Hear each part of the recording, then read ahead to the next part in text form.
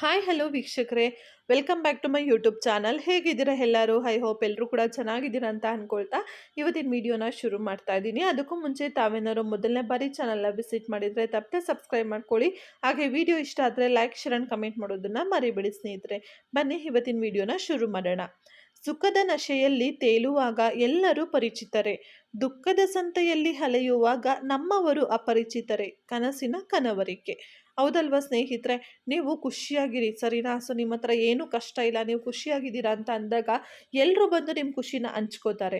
ಆದರೆ ನೀವು ದುಃಖದಲ್ಲಿದ್ದೀರಾ ಅಥವಾ ನಿಮಗೇನೋ ಕಷ್ಟ ಇದೆ ಅಂತ ಅಂದಾಗ ದುಃಖನ ಹಂಚ್ಕೊಳ್ಳೋದಕ್ಕೆ ಬರೋರು ತುಂಬ ಜನ ಕಡಿಮೆ ಅಂತಲೇ ಹೇಳ್ಬೋದು. ಒಂದು 100 ಜನ ಬಂದು ನಿಮ್ಮ ದುಃಖದಲ್ಲಿ ಭಾಗಿಯಾಗ್ತಾರೆ ಅಂತ ನೀವು ಎಕ್ಸ್ಪೆಕ್ಟ್ ಮಾಡೋದು ತುಂಬಾ ತಪ್ಪು ಸ್ನೇಹಿತರೆ. ಬೇಕಾದರೆ ನೀವು ಖುಷಿಯಾಗಿದ್ದಾಗ 100 ಜನ ಅಲ್ಲ, 1000 ಜನ ಬೇಕಾದ್ರೂ ಬಂದು ನಿಮ್ಮ ಖುಷಿನ ಹಂಚ್ಕೊತಾರೆ. ಅದರಲ್ಲಿ ಅವರು ಕೂಡ ಖುಷಿ ಪಡ್ತಾರೆ.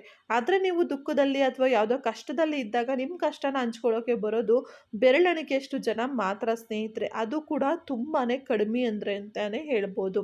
ನಮ್ಮ ಸುತ್ತಮುತ್ತ ಇರೋರೆ ನಮ್ಮವರು ಅಂತ ಯಾರು ಅಂತ ನಾವು ಭಾವಿಸಿರ್ತೀವಿ ನೋಡಿ, ಅವ್ರುಗಳೇ ನಮ್ಮ ಕಷ್ಟ ಸುಖನ ಹಂಚ್ಕೊಳ್ಳೋದಕ್ಕೆ ಬರೋದಿಲ್ಲ ಸ್ನೇಹಿತರೆ. ಅದಕ್ಕಾಗಿ ಹೇಳೋದು, ಸೊ ಖುಷಿ ಇರಲಿ ದುಃಖ ಇರಲಿ ಎರಡನ್ನೂ ಕೂಡ ನಾವು ಸಮವಾಗಿ ನೋಡ್ತಾ ಹೋದಾಗ ಮಾತ್ರ ನಮ್ಮವ್ರು ಯಾರೋ ಬೇರೆಯವರಾಗೋರು, ಹಾಗೆ ನಾವು ಹೇಗೆ ಪರಿಸ್ಥಿತಿಯನ್ನು ನಿಭಾಯಿಸ್ಬೋದು ಅನ್ನೋ ಒಂದು ಅನುಭವ ನಮಗೆ ಬರ್ತಾ ಹೋಗುತ್ತೆ ಸ್ನೇಹಿತರೆ.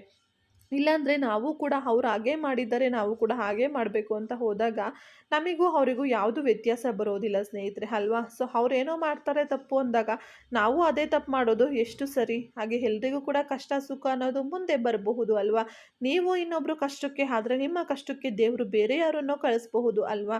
ಅದಕ್ಕಾಗಿ ಹೇಳೋದು, ಸೊ ಕಷ್ಟದಲ್ಲಿ ನೀವು ಸುಖದಲ್ಲಿ ಭಾಗಿಯಾಗ್ತಿರೋ ಬಿಡ್ತಿರೋ, ಆದರೆ ಕಷ್ಟದಲ್ಲಿ ದಯವಿಟ್ಟು ಭಾಗಿಯಾಗಲಿ. ಯಾಕಂದರೆ ಆ ಒಂದು ಸಮಯದಲ್ಲಿ ಯಾರಾದರೂ ಬಂದು ಒಂದು ಸಪೋರ್ಟಿಗೆ ನಿಂತರೆ ತುಂಬಾ ಸ್ಟ್ರಾಂಗ್ ಆಗಿ ಆ ಒಬ್ಬ ವ್ಯಕ್ತಿ ಕೂಡ ಮುಂದುವರಿತಾನೆ ಅಂತಲೇ ಹೇಳ್ಬೋದು ಸ್ನೇಹಿತರೆ.